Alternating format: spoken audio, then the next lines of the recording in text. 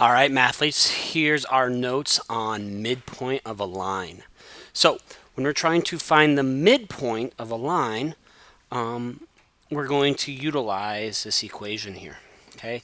Instead of trying to memorize this equation, I think the best way to think about this is that really what we're doing is we're finding the average coordinates of each point.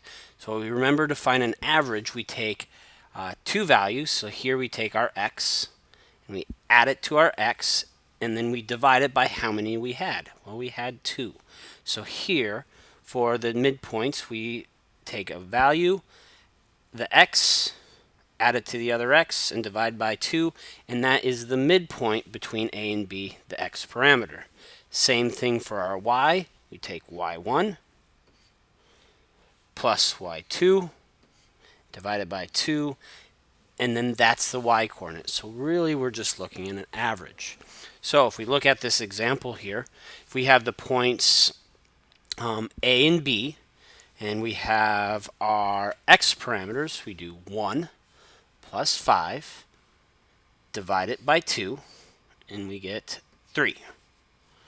Okay, and then now we can do it with our y. So negative 2 plus 3 divided by 2 is 1/2. So when we look at the points a and b,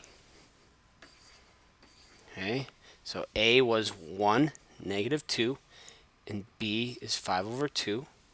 When we find our midpoint, okay, and we look at this distance on our x-axis, right, and then we divide it in half, and we get this to be 3. Okay. Again, then we look at our y parameters, and we add these up, divide by 2 and find the average, and we get that it's equal to 1/2. Okay, so that's the big idea of finding the midpoint of two lines. Okay, so here's another quick example to find the midpoint between the line segment AB. So I look at my x parameters, so you negative 2 plus 4 divided by 2. Well, this is 2 divided by 2, so this is 1. Okay, so then I do my y's, and I'm going to do 3 plus 8 divided by 2. 3 plus 8 is 11, divided by 2 is 5.5. Okay, I'm just going to leave it as 11.5 though, as a rational number. So as I put this together, this is my x, this is my y, so I get 1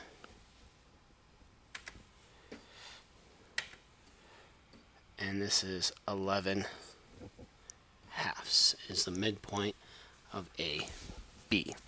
Okay, so another scenario here is we could be given the midpoint of PQ. Okay, so we know the midpoint. Okay, we know the value of P. Oops, but what we don't know is what Q is. So here we kind of have to go in reverse of our original equation. Okay, so what I'm going to do is I'm going to call the coordinates of Q x, y. Okay, and then I know this is my midpoint. So to find the midpoint of something, I take the x parameters, okay, of P and Q. So I would do, from here, I get 3 plus, well, I don't know this, so I'm going to put x, and then I divide it by 2, but I know the midpoint. Well, the midpoint is 1. Okay. I can do the same thing and generate an equation to solve for y. Okay. So y, for my Q point, is going to be 1 plus y divided by 2 is equal to the midpoint, y parameter, which is negative 3. So now I've generated two equations, and they each have one unknown So I should be able to solve it. Okay, so let's solve equation 1 here. So I'm going to undo dividing by 2 by multiplying this side by 2 over 1, multiplying this side by 2. Okay, so these cancel out, and I get 3 plus x is equal to 2. Subtract 3 from both sides, and I get x is equal to negative 1. Okay, now solve for my y. Again, multiply by 2, both sides, undo the dividing by 2. Over here I get negative 6. I get 1 plus y. To isolate y, I'm going to have to subtract 1 from this side, subtract 1 from this side. I get y is equal to negative 7. Okay, so my value q here, okay, is the coordinates negative 1, negative 7. Okay, and if I think about this and just kind of put this into context, okay, if I think of the number 9, what is between 3 and negative 1? Well, that's 1. What is in between 1 and negative 7? Well, they're 8 away from each other. I divide that by 2, so it must be at negative 3. So it makes sense in the context of the problem. That concludes our notes tonight on Midpoint. Make sure you bring any questions you have